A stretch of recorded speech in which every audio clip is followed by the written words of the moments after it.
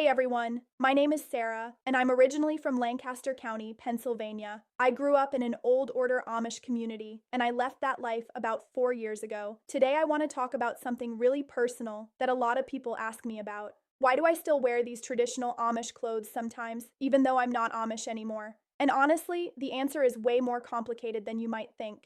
So let me take you back a little bit. When I first left the Amish community, I went through what I can only describe as the hardest period of my entire life. Everything I had ever known was gone. My family, my friends, my entire support system. In the Amish world, when you leave, you're often shunned. That means people you've known your whole life won't talk to you, won't eat with you, won't acknowledge you exist. Imagine waking up one day and everyone you love acts like you died. During those first few months, I got rid of everything that reminded me of that life. I threw away my dresses, my aprons, my caps.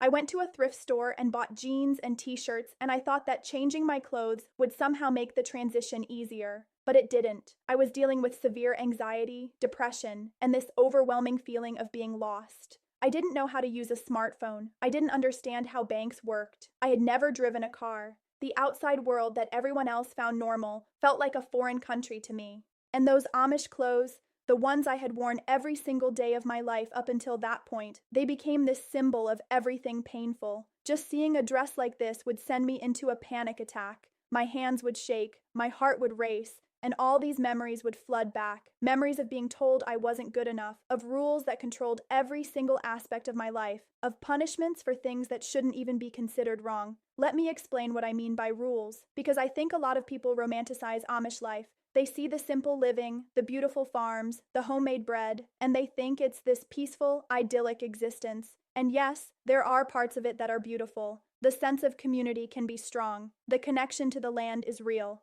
But what people don't see is the control. In my community, women couldn't cut their hair, ever. We couldn't choose the color of our dresses. We had to wear them a certain length with a certain number of pleats.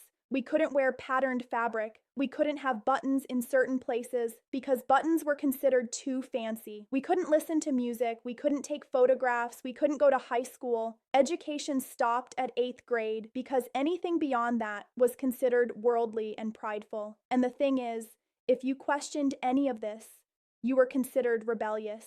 You were pulled aside by the bishop or the ministers. You were made to confess in front of the entire church. You were told you were risking your immortal soul. That kind of pressure, especially when you're young, it does something to you psychologically. So when I left, I associated these clothes with all of that pain, all of that control, all of that fear. I couldn't separate the dress from the trauma, and for about 2.5 years, I avoided anything that reminded me of my past. I tried to become someone completely different. But then, something shifted. I started going to therapy, which, by the way, is something the Amish don't really believe in. Mental health isn't talked about. You're just told to pray more, to have more faith. But therapy helped me understand that running from my past wasn't healing. It was just hiding. My therapist asked me one day, "What are you actually afraid of?" And I realized I was afraid that if I put those clothes back on, I would somehow become that person again, that scared, controlled, voiceless version of myself. I was afraid that the clothes had power over me. So I decided to test that fear. About 6 months ago, I went to a store that sells plain clothing. A lot of Mennonite and Amish people shop there. I bought a simple dress, an apron, and a cap. I took them home and I hung them in my closet. And for weeks, I just looked at them. I would open the closet door and just stare. My heart would still race a little bit, but I kept looking. Then one morning, I decided to put them on. Just in my apartment, by myself. No one else around. And I'm not gonna lie, it felt strange. It felt like I was wearing a costume of my old life. But something else happened too. I realized that I was still me. I was still the person who had left, who had built a new life, who had learned to drive and use a computer and make my own choices. The clothes didn't change that. I looked in the mirror and I saw something different than I expected. I didn't see the scared girl who left 3 years ago. I saw someone who had survived, someone who had overcome something really difficult, and I saw a connection to my heritage, to my family, to the parts of my childhood that were actually good. Because here's the thing I've come to understand. Not everything about my Amish upbringing was bad. I learned how to work hard. I learned how to cook from scratch, how to sew, how to grow food. I learned the value of simplicity in some ways. I have memories of my grandmother teaching me to quilt, of my siblings and I playing in the creek behind our house, of big family dinners where everyone was together. Leaving the Amish doesn't mean I have to pretend none of that existed. It doesn't mean I have to reject every single part of where I came from. What it means is that I get to choose.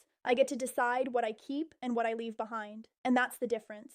When I wear these clothes now, it's my choice. I'm not wearing them because a bishop told me I have to. I'm not wearing them because I'll be shunned if I don't. I'm wearing them because sometimes I want to feel connected to where I came from. Sometimes they're just comfortable. Sometimes I wear them when I visit my Mennonite friends who left the Amish like I did, and it's this shared experience we have. And here's what I want people to understand. These clothes, they're just fabric. They're stitches and cotton and thread. They don't have power unless I give them power. For years, I gave them power over my emotions, over my healing, over my identity. But now I've taken that power back. I can put them on and I can take them off. And that freedom, that choice, that's what I didn't have before. That's what makes all the difference. I'm not bound by their rules anymore. I'm not living in fear of punishment or judgment. I'm just a woman who sometimes wears a plain dress because she wants to. I think a lot of people who leave high-control religious groups go through something similar. Whether it's Amish or Mennonite or any other community where your clothing is controlled, there's this process of reclaiming your identity. And part of that process, at least for me, was realizing that I don't have to completely erase my past to move forward. So yeah, that's why you'll sometimes see me in videos wearing these clothes. It's not because I'm going back. It's not because I miss the rules or the control. It's because I've reached a point in my healing where I can honor where I came from without being controlled by it. I can remember the good parts without ignoring the painful parts.